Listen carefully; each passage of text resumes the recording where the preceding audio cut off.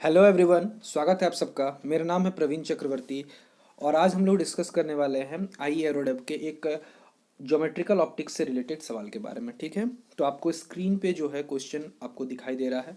आपको करना क्या है, वीडियो को पॉज करना है और वीडियो को पॉज करने के बाद इसे आप आराम से सॉल्व करना है कि इसका आंसर क्या होगा। और मुझे कमेंट सेक्शन में आप मुझे बताइएगा कि इसका आंसर क्या होना चाहिए। चलिए ठीक है, आई होप कि आपने इस वीडियो को पॉज किया होगा और उसे आप सॉल्व कर रहे होंगे। ठीक है, चलिए मैं एक बार क्वेश्चन आपके लिए पढ़ देता हूँ तो आपके लिए क्लैरिफाई हो जाएगा। क्वेश्चन क्या बोल रहा है, at what value of angle of incidence theta one, किस वैल्यू एंगल ऑफ इंसिडेंस पे इस शाफ्ट ऑफ लाइट, यहाँ शाफ्ट ऑफ लाइट का मतलब होता है बेसिकली क्या होता है, बीम ऑफ लाइट की। आप क्या समझ सकते हैं इसको, बीम ऑफ लाइट है। कह रहा है is reflected from the surface of water perpendicular to the refracted shaft, मतलब कि किस एंगल ऑफ इंसिडेंस पे जो आपका लाइट है, ओके, और लाइट का जो रिफ्लेक्टेड लाइट है और जो रिफ्रैक्टेड लाइट है वो एक दूसरे के क्या हो जाए, एक दूसरे के परपेंडिकुलर हो जाए। कब, किस सरफेस पे इंसिडेंट हो रहा है, वाटर सरफेस पे। यानी कह सकते हैं आप इसे कुछ इस तरीके समझ सकते हैं कि अगर ये कोई वाटर है, यहाँ कोई एक मीडियम है, ठीक है, और लाइट कुछ इस तरीके से इंसिडेंट हुआ है, इसका कुछ पोर्शन रिफ्लेक्ट हुआ है और कुछ पोर्शन रिफ्लेक्ट हुआ है, तो एक दूसरे के साथ 90 डिग्री पे होना चाहिए, यानी उस एंगल थीटा वन की बात की गई है। ठीक है, तो आपको इसको सॉल्व करना है, आप सॉल्व कीजिए। ठीक है, आप 1 मिनट का समय चाहे तो ले सकते हैं, फिर वीडियो को पूरा देखिएगा। तो चलिए देखते हैं इसे किस तरीके से सॉल्व करते हैं। देखिए सबसे पहला जो बोला गया है कि इस क्वेश्चन को आप पढ़ के आपको समझ में आ ही गया होगा कि इस क्वेश्चन में बोला क्या गया कि ये है एंगल ऑफ इंसिडेंस थीटा। तो आपको पता है लॉ ऑफ रिफ्लेक्शन से कि अगर ये थीटा वन है तो ये भी थीटा वन होगा, क्योंकि angle of incidence is equal to angle of reflection हो जाता है। ठीक है, आपको ये पता है i is equal to r होता है। क्लियर है। और यहाँ जो है इस जगह पे जो एंगल बन रहा है आप इस डायग्राम में देख सकते हैं, यहाँ जो है वो एंगल ऑफ आर बन रहा है, यानी एंगल ऑफ रिफ्रैक्शन बन रहा है। यहाँ से आप समझ सकते हैं ये क्या है, एंगल ऑफ रिफ्रैक्शन तैयार हो रहा है। अब जब एंगल ऑफ रिफ्रैक्शन तय हो जा रहा है तो यहाँ से इन दोनों के बीच में जो एंगल है अकॉर्डिंग टू द क्वेश्चन वो क्या है, 90 डिग्री होना चाहिए। और वाटर की जो रिफ्रैक्टिव इंडेक्स है वो आपको पता होनी चाहिए, वो क्या होते हैं 4/3, दैट इज 1.33। क्लियर है, ये आपको पता होना चाहिए। वाटर का इतना होता है, ग्लास का 1.5 होता है। आप मुझे डायमंड का बताइए कमेंट सेक्शन में कि डायमंड का कितना होता है। ठीक है, विथ रिस्पेक्ट टू एयर बताना है।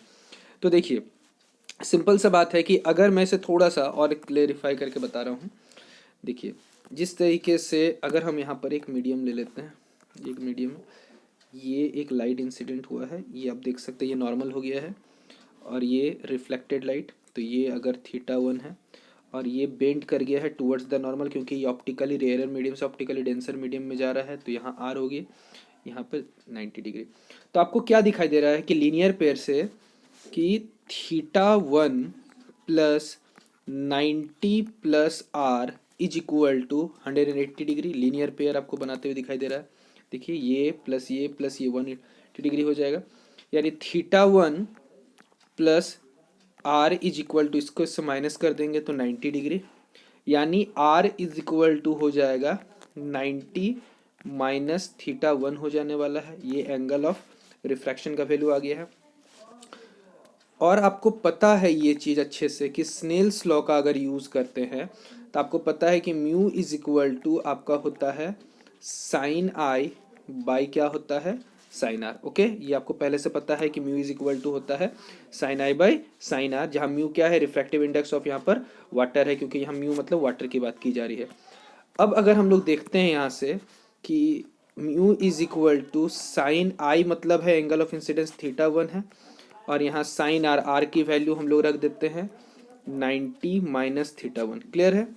तो अब अगले स्लाइड में जब हम बढ़ते हैं यहाँ से, म्यू इज इक्वल टू है मेरे पास sine theta one by sine आपके पास था नीचे में 90 माइनस थीटा वन, और साइन 90 माइनस थीटा जो होता है वो आपको पता है कॉस थीटा होता है, यानी साइन थीटा वन बाई हो जाएगा कॉस थीटा वन, और साइन बाई कॉस जो होता है वो आपको पता है टेन थीटा वन हो जाएगा। ओके, तो जो थीटा वन हो जाएगा वो हो जाएगा टेन इनवर्स म्यू हो जाता है।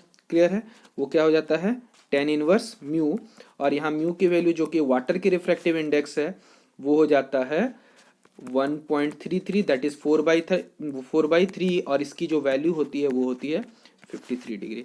यानी अगर लाइट 53 डिग्री के एंगल पे इंसिडेंस होता है तो रिफ्लेक्टेड रे और रिफ्रैक्टेड रे वो क्या हो जाएगा, एक दूसरे से 90 डिग्री पे आ जाएगा। क्लियर है? ये जो फॉर्मूला आप देख सकते हैं, यहाँ से मैं थोड़ा सा और इसमें एलाबोरेट कर देता हूँ कि mu is equal to 10I, इस टेन थीटा वन इसको कहते हैं ब्रूस्टर्स लॉ। ठीक है, इसको क्या कहते हैं, ब्रूस्टर्स लॉ, जो आप वेब ऑप्टिक्स में पढ़ते होंगे। क्लियर है? पोलराइजेशन वाले चैप्टर में। तो आई होप कि आपको ये क्वेश्चन बहुत अच्छे से समझ में आ गया होगा। कोई अगर डाउट है तो आप मुझसे कमेंट सेक्शन में कमेंट करके पूछ सकते हैं, और बाकी और वीडियोज़ के लिए चैनल पर बने रहे। Thank you.